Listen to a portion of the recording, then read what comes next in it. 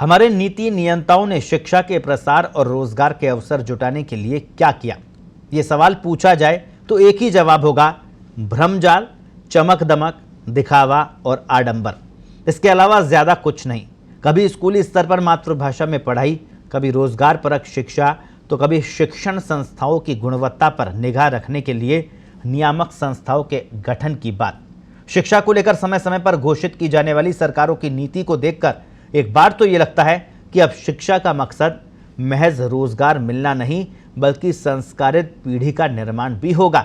लेकिन जब इन घोषणाओं की तह में जाते हैं तो लगता है कि समवर्ती सूचना में शामिल शिक्षा का मसला न तो केंद्र सरकार की प्राथमिकता में है और न ही राज्य सरकार की।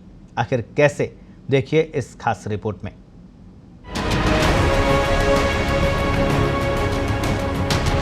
कहते हैं कि नीति अच्छी हो लेकिन नीयत खराब हो तो फिर नीति में भी खामियां नजर आने लगती हैं। हमारे देश में शिक्षा में नवाचार के नाम पर पहले ही एक के बाद एक प्रयोग होते रहे हैं, लेकिन जब इन नवाचारों के नतीजों का नंबर आता है तो इस नीयत पर सवाल उठने लगते हैं। केंद्र सरकार की ओर से 1.5 साल पहले लागू की गई नई शिक्षा नीति का भी कुछ ऐसा ही हर्ष होता दिख रहा है। नया शिक्षा सत्र शुरू होने को है, लेकिन नई शिक्षा नीति के तहत होने वाले बदलावों को लेकर असमंजस बरकरार है। देश के कुछ राज्य नई शिक्षा नीति लागू करने का ऐलान कर चुके हैं, लेकिन राजस्थान में तो कछुआ चाल ही नजर आ रही है।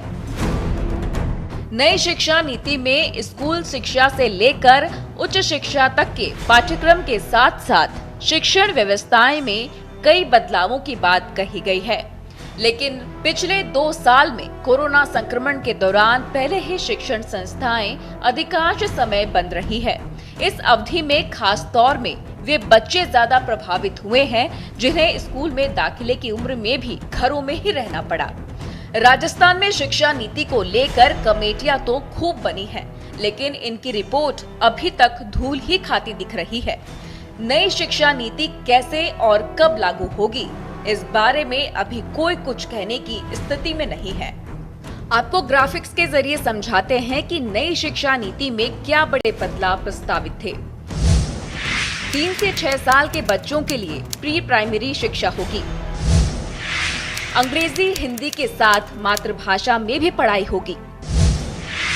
स्कूल शिक्षा के बाद 4 साल की उच्च शिक्षा होगी। वहीं उच्च शिक्षा के प्रत्येक साल का अलग पाठ्यक्रम होगा। बीच में दूसरे कोर्स में प्रवेश की छूट होगी और खुलेंगे ऑटोनॉमस कॉलेज।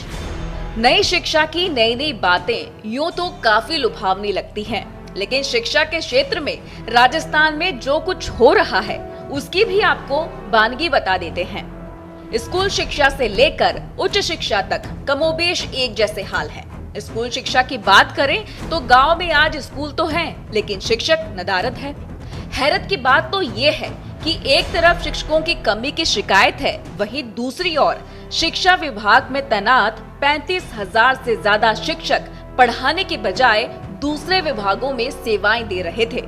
इन्हें वापस मूल विभाग में बुलाने के बाद भी 5,000 शिक्षक अब भी डेपुटेशन पर काम कर रहे हैं।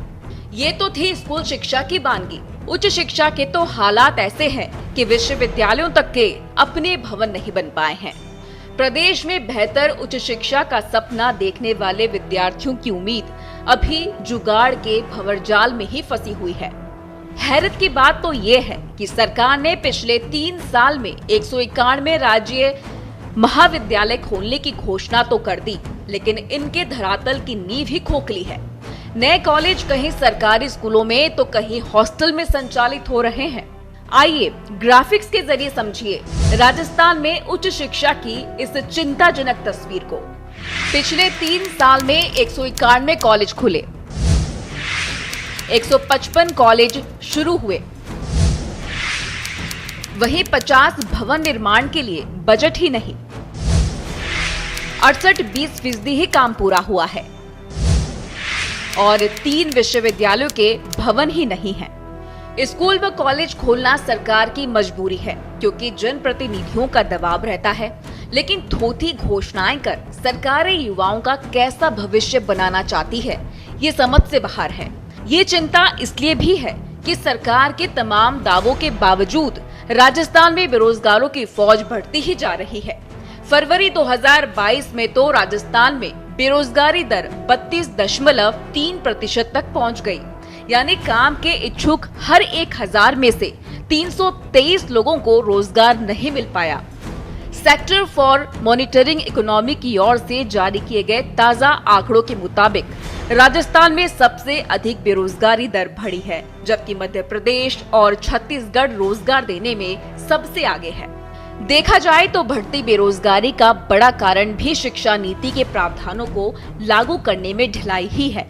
सरकारें नीतियां बनाते समय लंबे चौड़े वादे तो कर लेती है, लेकिन जब इनके अमल की बारी आती है तो जैसे सबको सांप सूंघ जाता है। ऐसे में जब शिक्षा के क्षेत्र में निजी क्षेत्र का दखल लगातार बढ़ता जा रहा है और शिक्षा व्यवस्था बड़े कारोबारों के रूप में सामने आ रही है, तो सरकारों को चाहिए कि समय रहते सुधार के कदम उठाए, अन्यथा बेरोजगारी की इस बाढ़ को रोकना आसान नहीं होगा।